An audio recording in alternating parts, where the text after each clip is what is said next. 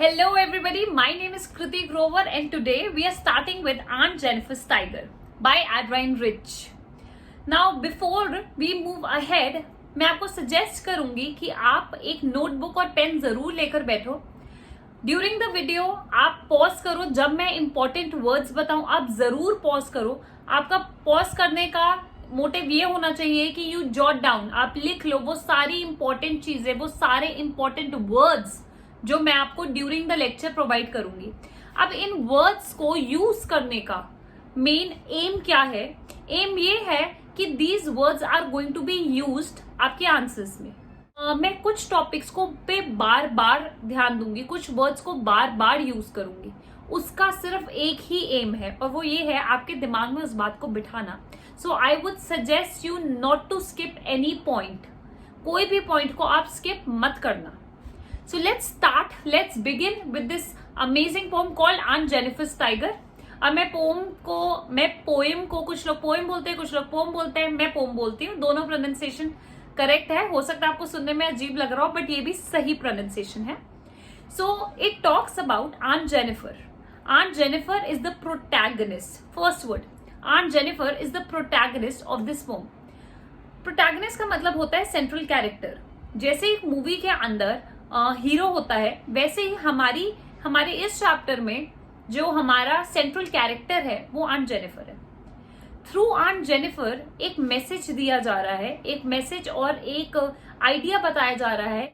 Women को all over the world operation face करना पड़ता है. ऑपरेशन का मतलब क्या है? अपनी नहीं चला सकते, अपने मेल काउंटर पार्ट्स की सुननी पड़ती है. उनके ऊपर फाइनेंशियली वो डिपेंडेंट होते हैं, इसलिए वो ज्यादा आवाज भी नहीं उठा सकते.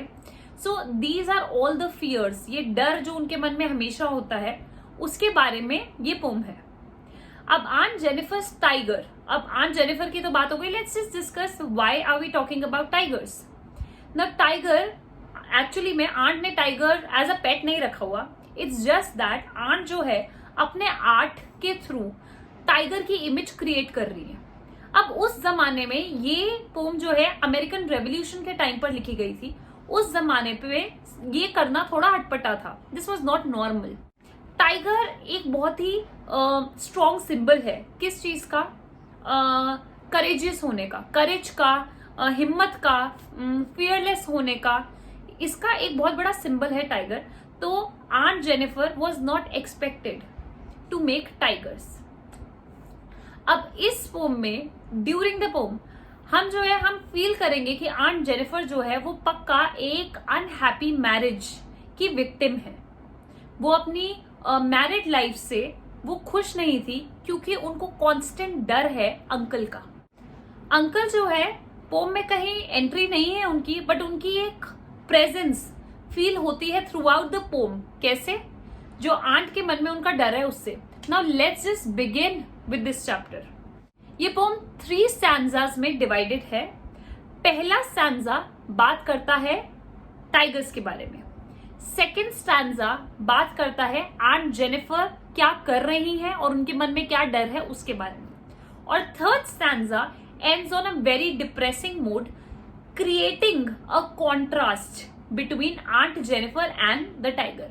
इन दोनों के बीच में एक कॉन्ट्रास्ट क्रिएट कर रहा है थर्ड स्टैंजा. तो it's a very short poem and let's begin with it. So the first stanza says, Aunt Jennifer's tigers prance across a screen. Aunt Jennifer के टाइगर एक स्क्रीन पे प्रांस कर रहे हैं. The screen is the panel जिनके ऊपर वो अपना आर्ट जो है वो प्रैक्टिस कर रही हैं.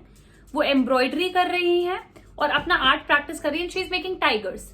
अब ये वर्ड यूज किया गया है प्रांस. प्रांस का मतलब है the jumping movement of tiger. So the first line talks about the art that she is practising.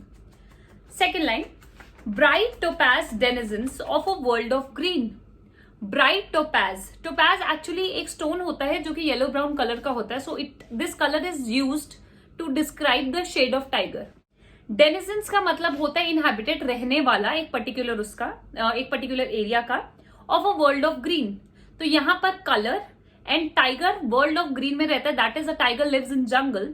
इस आइडिया को रिफ्लेक्ट किया जा रहा है. They do not fear the men beneath the tree.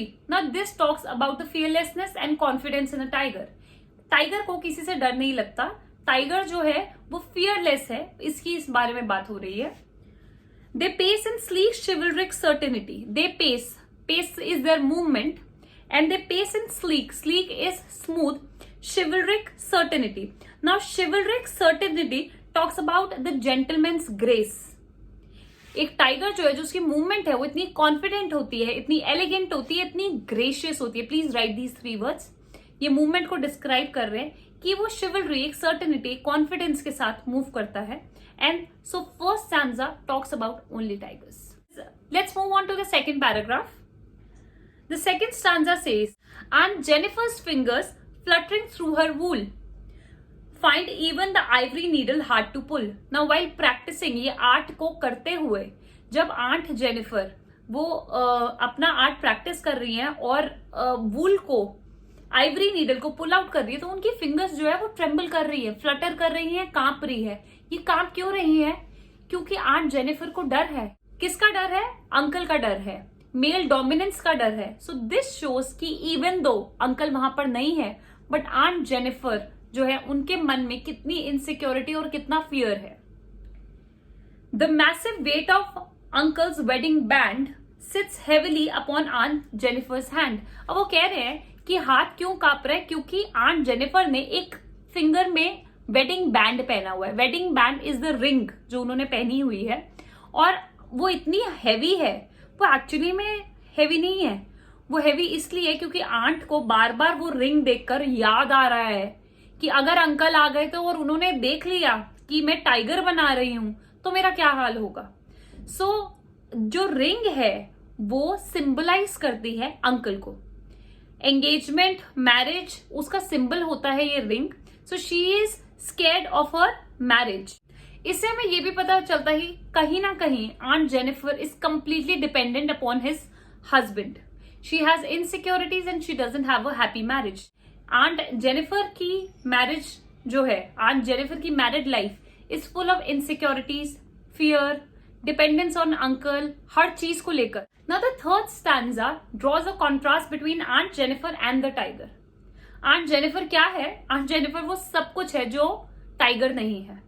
और टाइगर क्या है? टाइगर वो सब कुछ है जो आंट जेनिफर कभी बन नहीं सकती. आंट जेनिफर टाइगर बना ही इसलिए रही है because that is her way to escape reality. जो रियल लाइफ है उससे एस्केप करने का टाइगर तरीका है. She admires a tiger, she desires, उनके मन में इच्छा है टाइगर जैसा बनने की. When aunt is dead, now this stanza, this poem ends on a very depressing note. When aunt is dead, her terrified hands will lie. Now the hands are called as terrified क्योंकि बार बार हम ये देखेंगे कि aunt के हाथों की बात की हुई है, तो यहाँ पर आंट के हाथों को टेरिबल बोला गया है. टेरिबल इसलिए बोला गया है because she is really scared. So जब आंट जो है when she will be no more, उनके टेरिबल हैंड्स जो है, लाइफलेस हैंड्स लाई करेंगे, और उस पर अभी भी इवन आफ्टर हर डेथ वो वेडिंग बैंड होगा. वो वेडिंग बैंड होगा मतलब even after her death she will not have any freedom. She will be called as what? Uncle's wife. उनकी अपनी कोई इंडिविजुअलिटी नहीं है. जो वेडिंग के बर्डन्स है वो आंट को शादी के बाद भी सफर करने पड़ेंगे. Still ringed with ordeals she was mastered by. Ringed with ordeals, ringed का मतलब है trap. She will still be trapped with the commitments of her marriage and she will be mastered by. Why is this term used? Master क्या होता है? किसी को master करना मतलब जानवरों को मास्टर किया जाता है, slaves, गुलाम को मास्टर किया जाता है. This word mastered shows implied slavery. एक ऐसी शादी है ये जिसमें जो वाइफ है वो अपने हस्बैंड की गुलाम है. तो she was even after her death she will be mastered by uncle. Third line of the third stanza says, the tigers in the panel that she made will go on prancing, proud and unafraid. But जो उन्होंने अपना piece of art बनाया होगा, it will remain the same, and the tigers in that frame will remain unaffected. They will be free. They will be still be unafraid. उन्हें किसी का डर नहीं होगा, and that draws the irony of Aunt Jennifer's life and the tigers. That's all about today's lecture. इसमें मैंने आपको 3 stanzas जो है उसकी एक्सप्लेनेशन बताई है. अब मैं आपको बताऊंगी सबसे ज्यादा इंपॉर्टेंट क्या है. जो मैंने वर्ड्स यूज करे जैसे insecurity, gender inequality, male chauvinism, unhappy marriage, operation. आप इन वर्ड्स को अपने आंसर्स में यूज कर सकते हो टू ब्यूटिफाई योर वोकैबुलरी।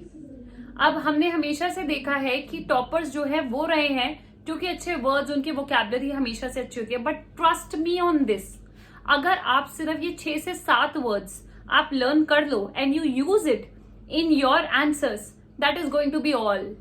ये बहुत है।